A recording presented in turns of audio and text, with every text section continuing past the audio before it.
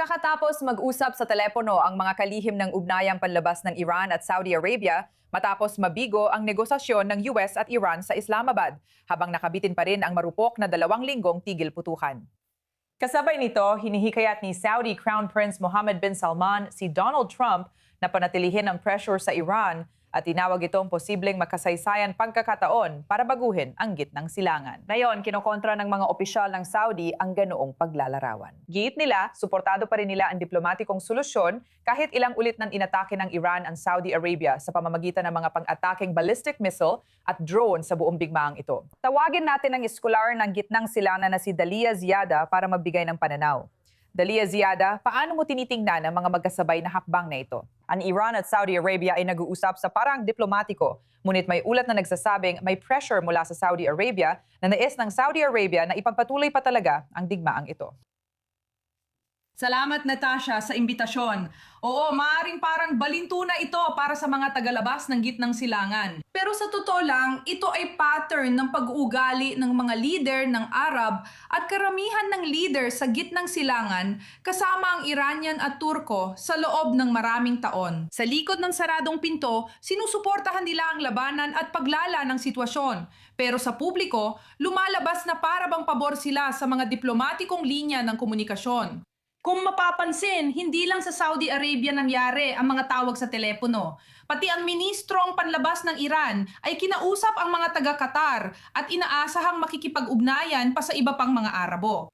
Ang sinusubukan niyang gawin o ang sinusubukan gawin ng mga Iranian, ng rehimeng Iranian, sa tingin ko, maaring ginagamit nila ang desisyon ng Estados Unidos na magpatupad ng ang blockade sa Hormuz Strait na sinusubaybayan nating lahat simula pa kaninang umaga at sinusubukan nilang ipakita o baguhin ang pananaw dito bilang isang aksyon ng US. Bantas sa lahat ng pang-ekonomiya at pampulitikang interes o sa mga karaniwang pampulitika at pang-ekonomiyang interes ng mga estado sa Gulpo, mga bansang Arabo at Iran.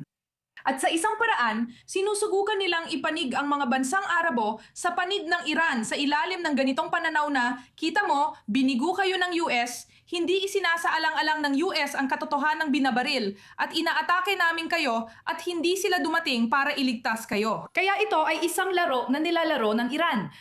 At mula sa pananaw ng mga Arabo, marahil nararamdaman nila na hindi talaga natugunan ang kanilang mga interes noon sa mga pinapahuling pag-uusap sa Islamabad. At nararamdaman nila na sige, baka kailangan na namin kami na mismo ang kumilos at kami na ang magdesisyon tungkol dito, hindi na maghintay pa ng ibang partido na mamagitan. Tema. Sa tingin ko, ang tanong ay gaano kalaki ang impluwensya ng Saudi Arabia sa pagdedesisyon ng US ngayon? Magandang tanong ito. Sa palagay ko, wala namang ganitong kapangyarihan ng Saudi sa pagdedesisyon ng US. So totoo lang, ibig kong sabihin, hindi kayang i-veto ng Riyadh ang mga desisyon ng Washington pagdating sa gitnang silangan. Maaring maimpluwensyahan nila ang mga kalkulasyon ng US tungkol sa mga issue sa gitnang silangan, siguro subukang bumili ng mga armas mula sa US. Subukang makuha o tiyakid na mabibigay ng seguridad ang US sa kanilang mga bansa kapag kailangan nila. O subukang bilhin ito gaya ng madalas nating nakikita. Pero sa totoo lang, hindi ko iniisip na kaya nilang impluwensyahan ang mga galaw ng US sa digmaang ito sa mayon dahil lalo na itong lumalaki. Lumampas na ito sa gitnang silangan at naapektuhan na ang lahat sa mundo. At naniniwala ako na sa pamamagitan ng blockade na ipinatupad na yon ng US, gusto nilang magpadala ng mensahe sa mundo na panahon na para tumulong kayo sa amin sa digmaang ito. Kung hindi, mauuwi tayo sa isang napakasamang sitwasyon. Tayong lahat, ang buong mundo, hindi lang mga taga-gitnang silangan, hindi lang Estados Unidos. Tema.